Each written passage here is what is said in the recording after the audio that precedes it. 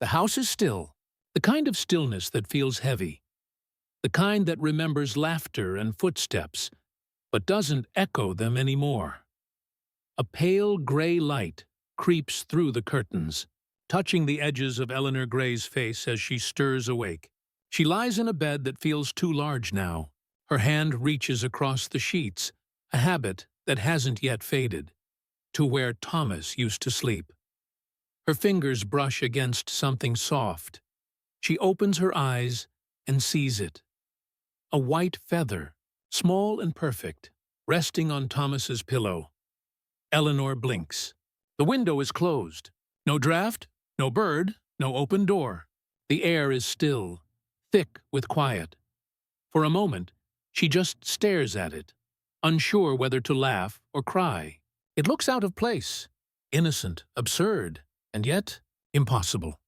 She boils water for tea, 2 cups, like always.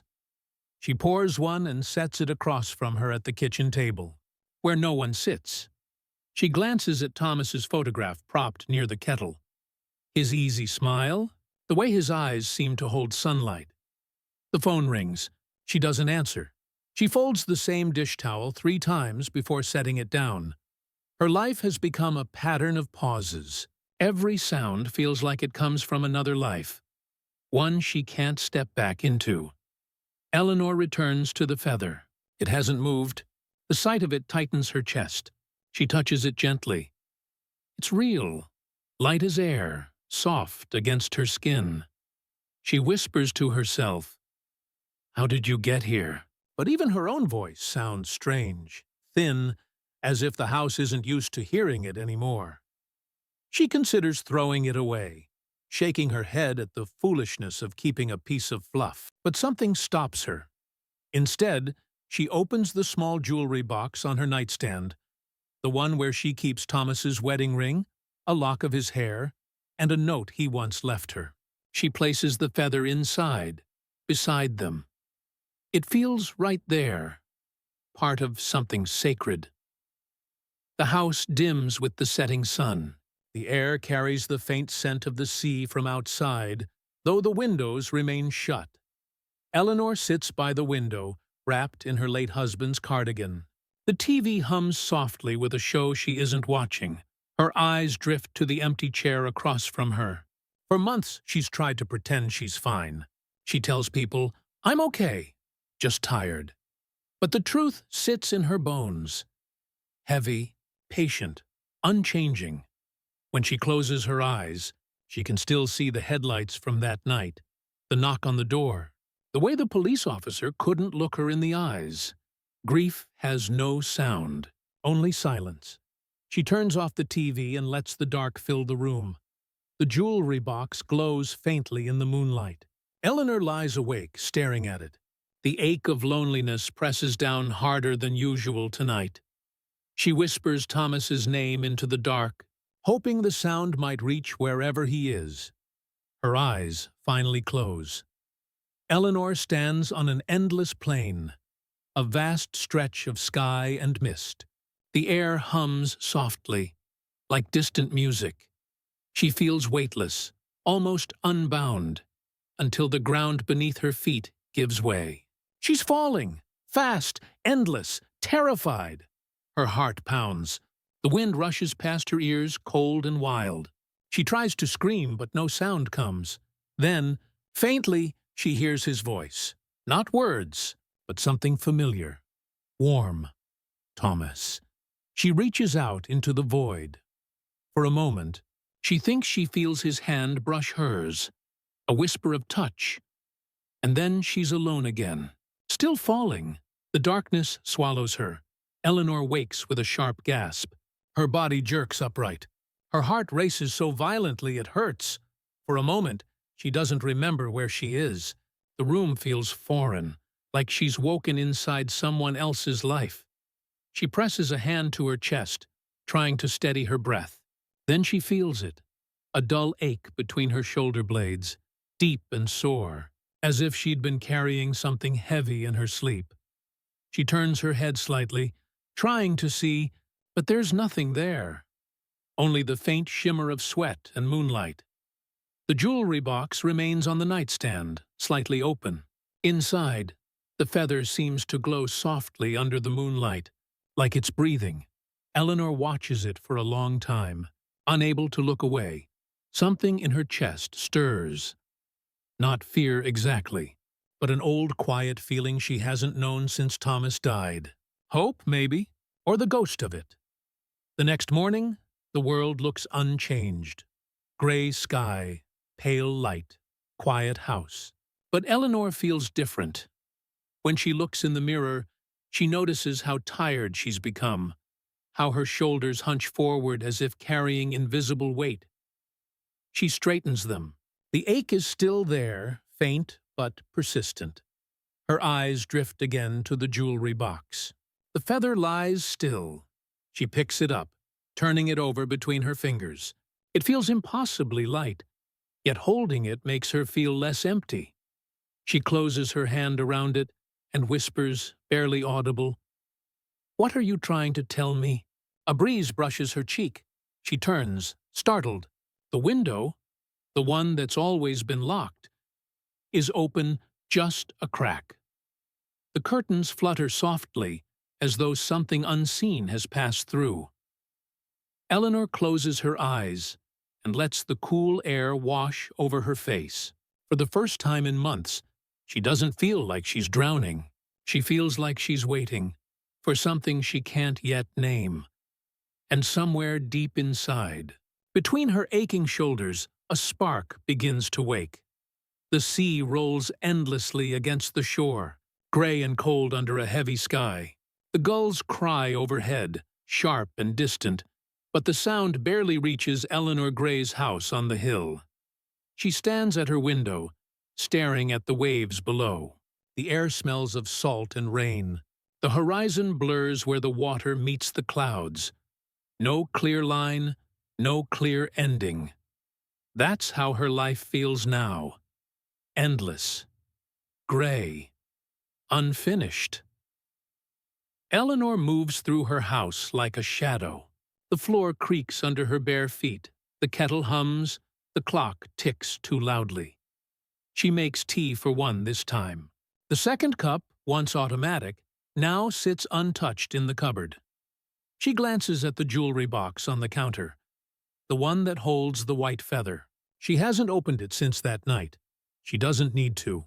She knows it's still there. Her reflection in the window looks older than she remembers, softer at the edges, worn down by silence. Eleanor pulls weeds from the small patch of garden that Thomas used to tend. He had loved it, the way new life could grow from dirt and time. She works without much thought, the soil cold beneath her hands. When she straightens to stretch her back, something catches her eye. A gray feather resting between two dying flowers. She freezes. It's not the same as before. Darker, longer, ragged at the ends. She looks around, expecting to see a bird nearby, but the air is empty. Her breath quickens. Carefully, she picks up the feather and holds it to her chest. "What's happening to me?" she whispers, though no one is there to answer. The sky outside has turned to a dull orange glow. Eleanor sits in her armchair, the gray feather in her hand. The radio plays softly, but she doesn't hear the words. She remembers the way people used to speak to her after Thomas's death. The polite tone, the awkward condolences, the way they avoided her eyes. She hasn't been to church since the funeral. She can't bear the looks of pity. She can't bear the kind lies. He's in a better place. Time heals everything. Time hasn't healed anything. It's only made the world quieter. Her gaze falls on the bookshelf. A layer of dust softens the spines. The framed photo of her and Thomas sits crooked, the glass smudged with fingerprints. She doesn't fix it. The house has become a reflection of her heart, still standing, but slowly falling apart. The jewelry box is open now. The white feather lies beside the gray one. They look strange together. One pure and perfect, the other weathered and real. Eleanor lies in bed, watching the moonlight move across the ceiling. Her thoughts drift like the tide. When she finally falls asleep, she dreams again. Eleanor stands on the edge of a high cliff. The ocean crashes below, endless and dark. The wind whips her hair across her face. The sky above her is heavy with silver clouds that seem to breathe. She spreads her arms. She doesn't know why, only that it feels right. The wind pushes against her palms, strong and wild. She leans forward and feels it lift her slightly, as though invisible hands are urging her to let go. She wants to, but she's afraid. The air hums around her, and somewhere, faintly, she hears Thomas's voice. Not words, just the rhythm of his laughter carried by the wind. Then, just as she's about to step forward, she wakes. Her heart is pounding. The dream felt more real than anything she's known in weeks. She sits up, pressing her hands against her chest. The ache between her shoulder blades returns, sharper now, a deep soreness, as if something inside her wants to break free. Eleanor stumbles to the mirror. The dim light reveals faint marks across her back. Two dark shapes, bruised and uneven, spreading outward like shadows of wings. She touches them, wincing at the tenderness. Her reflection stares back, pale and frightened. "I'm losing my mind," she murmurs. But part of her, a quiet part that she's almost afraid to listen to, doesn't believe that. Because deep down, she knows what she felt in that dream wasn't fear. It was freedom. The first light of morning slips across the counters. Eleanor sits alone at the table, staring at her hands. Her teacup has gone cold. Another feather, small, brown this time, rests near the window. 3 feathers. Now. 3 signs. She picks it up and studies its pattern, the fine details along its spine. Outside, the sea moves with its steady rhythm, and for the first time, Eleanor notices how it breathes, how it never truly stops, only changes. She opens the window wide. The cold wind rushes in, filling the quiet space around her. The sound startles her. The house suddenly alive again, and though she doesn't understand what's happening, she whispers softly into the wind, "If this is you, Thomas, I'm listening." The curtains billow, brushing her cheek.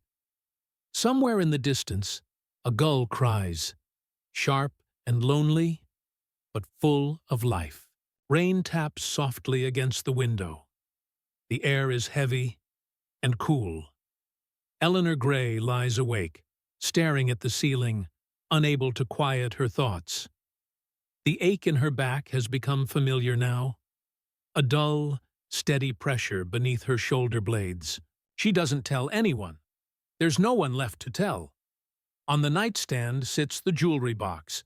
Inside, 3 feathers, white, gray, and brown, each resting carefully on a folded note Thomas once wrote her. Eleanor reaches out, brushing the feathers with her fingertips. For a moment, she swears she feels them stir. She closes her eyes, whispering into the still air, "If you're out there, Thomas, please, I need to see you." Her breathing slows. The sound of the rain fades. The world slips away. Eleanor opens her eyes to find herself standing beneath a canopy of silver trees. Their leaves shimmer like feathers, glowing faintly in the moonlight. The air hums with a soft, steady vibration, as if the forest itself is alive. Each breath she takes feels lighter, easier. The ground beneath her feet is soft and luminous, like the surface of a dream she could sink into. She turns slowly, taking it all in. The silence here isn't empty. It's full, waiting. Far ahead, through the trees, a faint figure moves, tall, familiar, glowing faintly at the edges. Eleanor's heart races. "Thomas, The name escapes her lips before she can stop it. The figure pauses, turns. It's him. She knows it, even before she can see his face clearly. The way he stands, the tilt of his head, the calm strength in his presence. She starts toward him, her steps uncertain at first, then faster. Branches whisper as she passes. The ground glows brighter with each stride, but no matter how far she runs, the distance between them stays the same. "Please," she cries, her voice breaking. "Don't go." Thomas's mouth moves, but no sound comes. Instead, a warm wind rises around her, swirling through her hair, carrying his meaning to her heart. It isn't words, it's feeling. Calm. Love. A quiet promise. "I never left you." Eleanor stumbles to her knees, tears burning her eyes. She reaches out, and for a moment, she feels him. His hand, warm and solid against her back. The pain between her shoulders vanishes. Her whole body floods with peace. Then the wind stills, and he's gone. The forest dims. She wakes with a gasp. Light seeps in through the curtains. Eleanor sits up slowly, clutching her chest.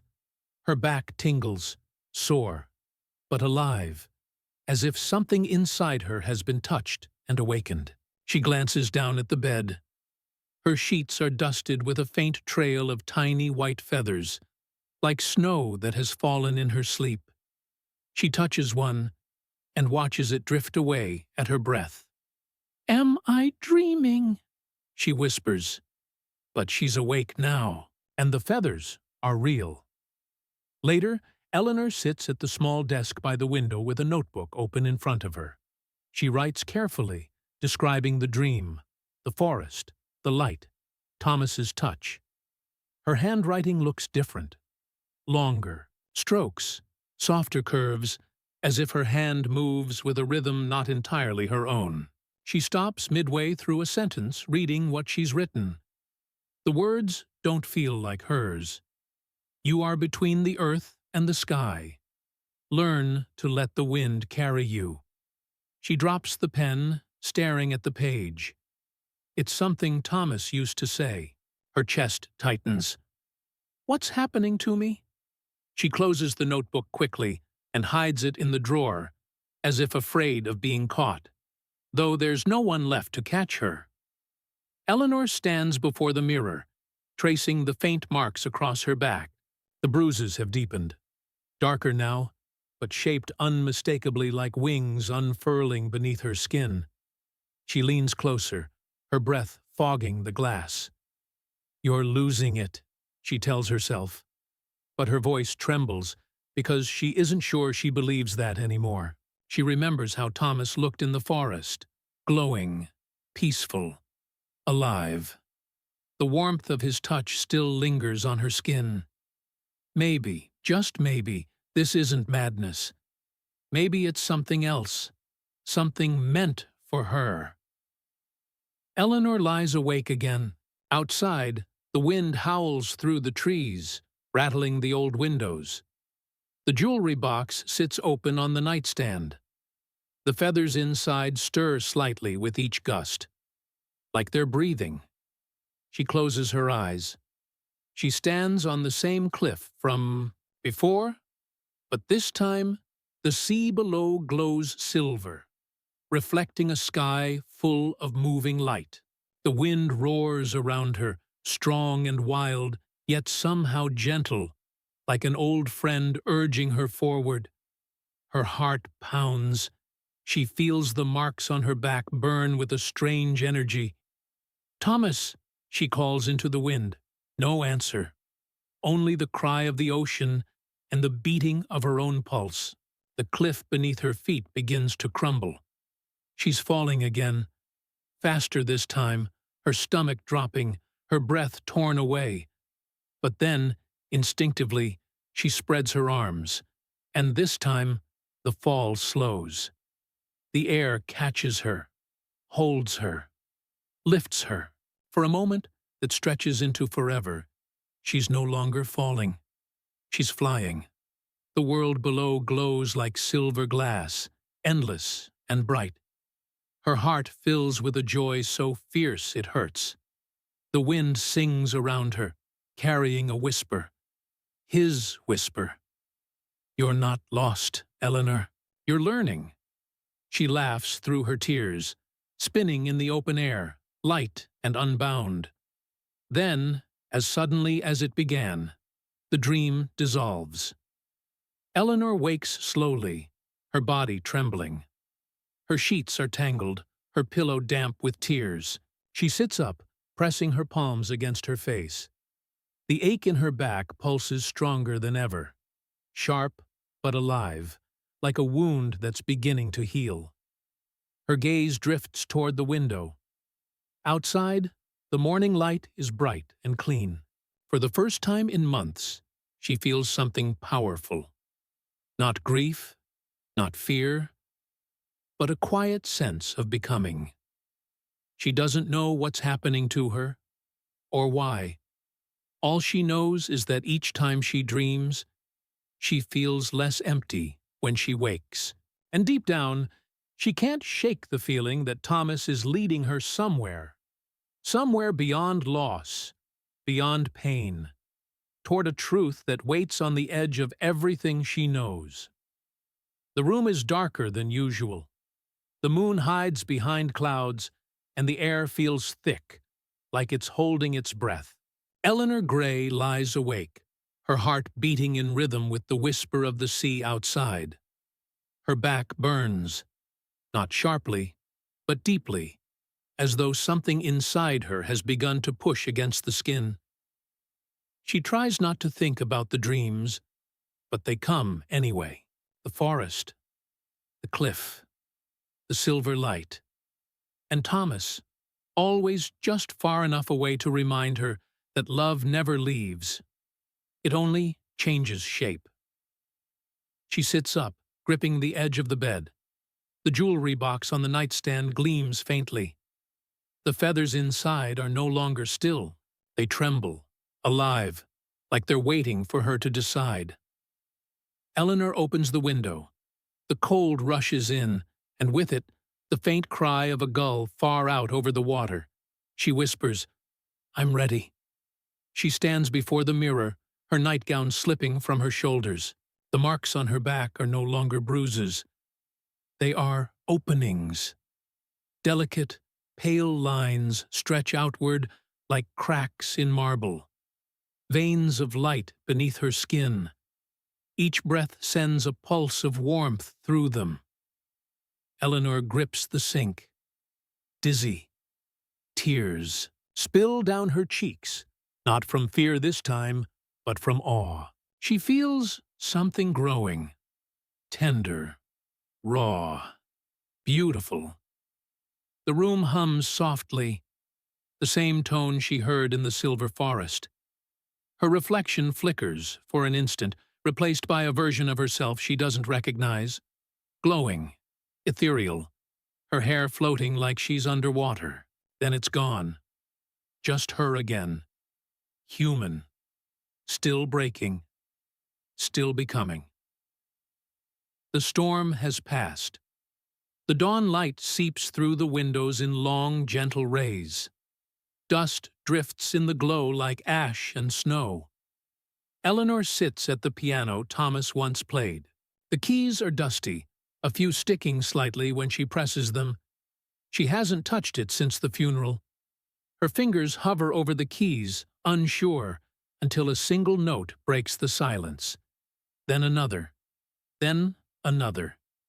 It's not a song she remembers. It's something new. Slow, soft, like wings unfolding in the air.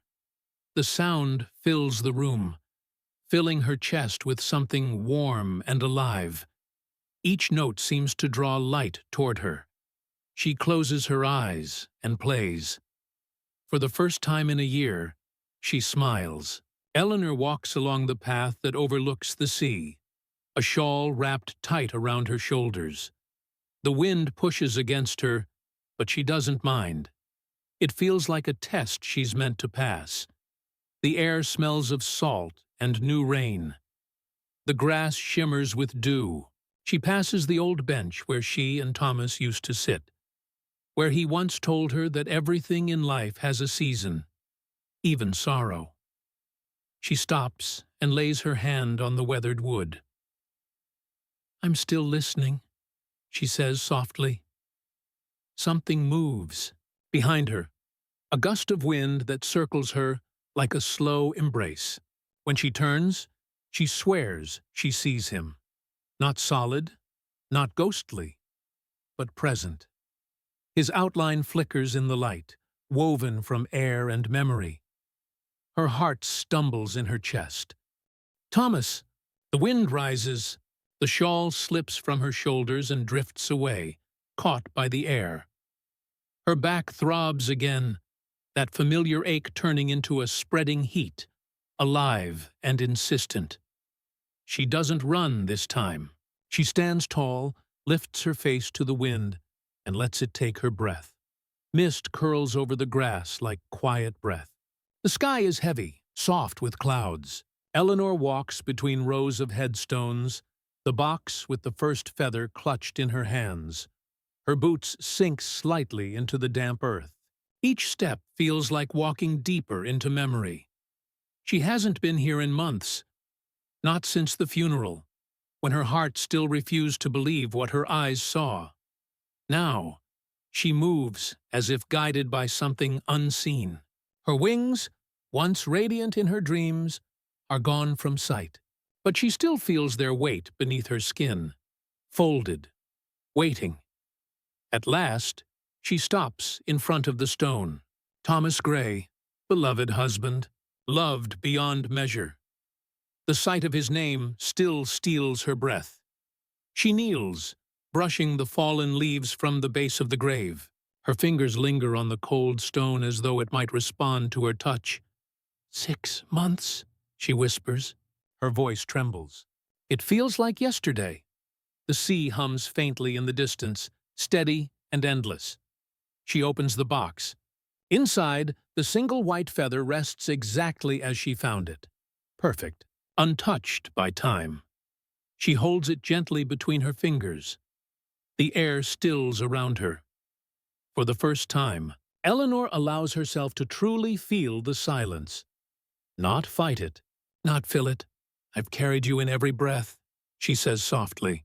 "I thought if I let go, I'd lose you again." The wind picks up, brushing her hair against her face. She closes her eyes and lifts the feather toward the gray sky. I understand now. Her fingers loosen. The feather slips away, weightless, caught by the wind. It drifts upward, not down. It spins and dances, carried higher and higher until it vanishes into the mist. A tear falls down her cheek. But this time, it's not from pain, it's release. A warmth spreads across her back, deep and calm, like sunlight pressing through skin. She gasps softly, turning her face toward the sky. For a heartbeat, she feels him. His hand in hers, his laugh in the wind, the echo of his voice saying, "When you can't see the way forward, let the wind carry you." The rain begins gently, slow drops tapping against her coat. Eleanor doesn't run for cover. She tilts her face upward, letting it fall freely. The world feels newly washed, every color deepened by the storm. She stands there, drenched, crying and laughing all at once.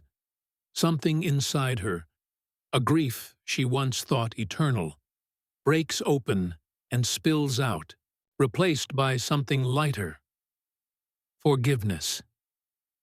She whispers to the rain, "I forgive you for leaving, and I forgive me for staying."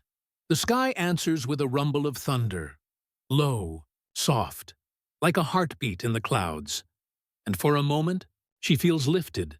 The warmth on her back grows stronger, no longer pain but power. Not wings, not yet, but the memory of them, glowing within her like a promise. The house feels different when she returns. lighter, warmer. She places the now empty box on the nightstand. The feather's absence doesn't feel like loss. It feels like freedom. The air hums faintly around her, the same tone that filled her dreams. She sits on the bed and exhales. Her reflection in the window looks softer, her eyes no longer hollow. Eleanor picks up her dream journal from the table. The pages are filled, line after line in her careful handwriting. But near the end, something strange catches her attention. Words written in looping, unfamiliar script. She doesn't remember writing them. She traces them with her fingertips, reading slowly. The sky will open when the heart does. Her chest tightens. Tears return. Gentle, grateful. She closes the journal and presses it to her heart. The dream takes her again. But it's different now. No silver forest. No endless chase. She stands on the same cliff from before, the sea below calm and glowing. The air around her sparkles faintly, full of light. And there, a few steps away, stands Thomas. This time, he isn't distant. He's clear, whole. Eleanor moves toward him slowly, afraid he'll vanish like before. But he doesn't. He smiles, his eyes filled with that same quiet kindness she's missed every day. She reaches out, trembling, and touches his face. It's warm. Real. Her wings unfold behind her. Vast and brilliant, unfurling like sunrise. Thomas places a hand over her heart. His voice is a whisper in the wind.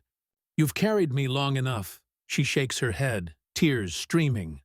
I don't want to lose you. He smiles, gentle, eternal. You're not losing me, Ellie. You're remembering how to live. The light around them grows brighter. She leans into him, and they embrace. One last time. As she holds him, he begins to fade, dissolving into shimmering air that wraps around her like a blessing. Her wings glow brighter. When she opens her hands, he's gone. But the warmth remains. The sky fills with feathers, swirling in slow motion, rising instead of falling. Eleanor stands alone on the cliff, radiant. No more pain, no more guilt, only love. And the soft hum of the wind that carries it forward. She spreads her wings wide, not to fly, but to feel. The light around her shifts into dawn. Eleanor wakes with sunlight on her face. Her pillow is wet from tears, her back warm and still. The ache is gone. The room is quiet. For the first time in a year, she doesn't feel empty. She feels free. Soft sunlight spills through the curtains. The house breathes again. Floorboards creak. The wind sighs through the open window, and somewhere outside, a bird sings. Eleanor Gray wakes slowly, as if surfacing from deep water. For the first time in months, her chest doesn't ache when she breathes. Her back feels light, almost cool. She sits up, running her fingers along her shoulders. The skin is smooth, no bruises, no feathers, only warmth remains. The jewelry box on the nightstand is open, empty. A faint shimmer of dust dances inside it, catching the morning light. Eleanor smiles softly. No sadness, no disbelief, just peace. The kettle whistles. Steam curls upward in thin, ghostly shapes. Eleanor moves through the kitchen quietly, like she's relearning how to live in her own home. She pours 2 cups of tea, out of habit, one for her, one for Thomas. Then she pauses. The old ache of habit flickers through her. But instead of pain, there's tenderness. She carries both cups to the table and sets one across from her. I know, she whispers with a soft laugh. You'd still want the strong one. The words don't echo like before. They fill the air, alive, heard. Outside the window, sunlight scatters across the sea. The tide rises, gleaming silver and white. Eleanor stirs her tea, watching the ripples fade. Her reflection looks back at her in the window. Calm, steady, whole. Dust motes spin in the air like tiny stars as Eleanor walks through the house. Everywhere she looks, there are memories: a sweater on a chair, a half-finished book, a framed photo of Thomas smiling on the porch. But now the memories feel gentle, like an embrace rather than a wound. She gathers the photo and wipes the glass, clean with her sleeve. "Thank you," she says quietly. Then she opens the front door and steps outside. Key. Sunlight hits her face full on. It's bright, almost too bright, but she doesn't flinch. The air smells of salt and wildflowers. The gulls circle high above the cliffs, calling out to each other. Eleanor walks barefoot through the wet grass. Each step feels deliberate, alive. Her shawl flutters in the wind as she makes her way toward the familiar path that leads to the cliff's edge. The same place that once frightened her now calls to her like a friend. The sea stretches endlessly before her, glistening under the light. Waves crash and curl, white foam catching the sun like fragments of glass. Eleanor stands at the edge, her hair whipping around her face. She closes her eyes and listens. The wind wraps around her like an old companion, wild but kind. She spreads her arms wide, palms open, feeling the air press against her skin. The same gesture she once made in fear now feels like a prayer of thanks. She whispers into the wind, "I'm still here." And in the hush that follows, she swears she hears him. Thomas's voice, faint but smiling. "That's the point, Ellie. You're meant to be." She laughs through her tears. The sound is light, free. A single feather drifts down from the open sky. White, perfect, spinning slowly through the air. It lands at her feet. Eleanor bends down, picking it up gently. The feather glows faintly in the sunlight, soft and impossibly pure. She turns it over in her hand, feeling its weight. Or rather, its lightness. Her reflection shimmers faintly in the feather's sheen.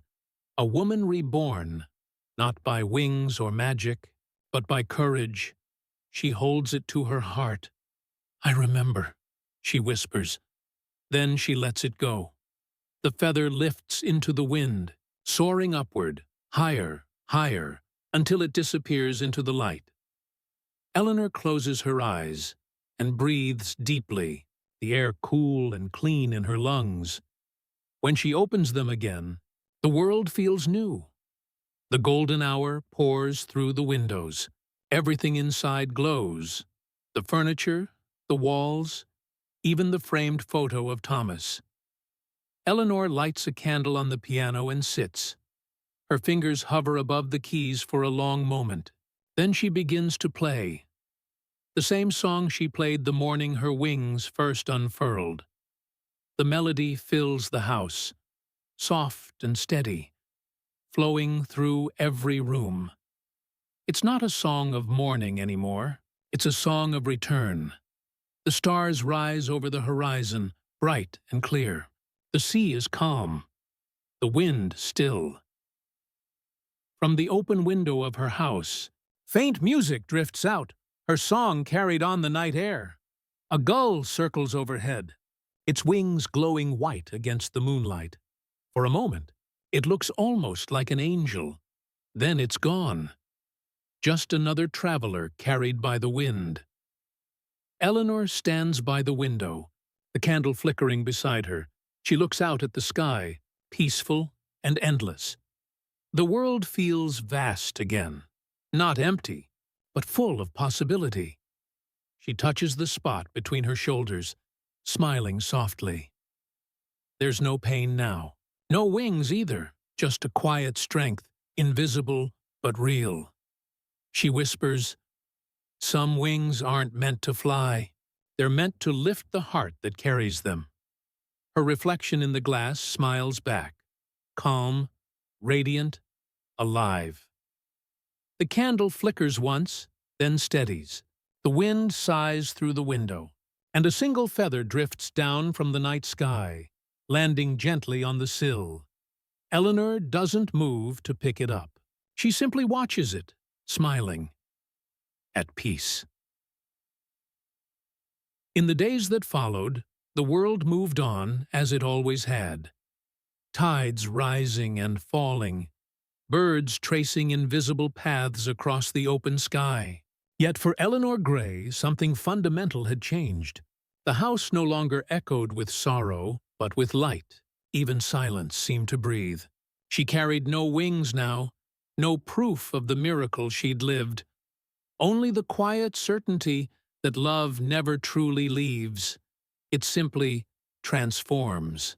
And sometimes, when the wind swept through her window at dawn, she felt it lift her heart, not to carry her away, but to remind her she was finally free.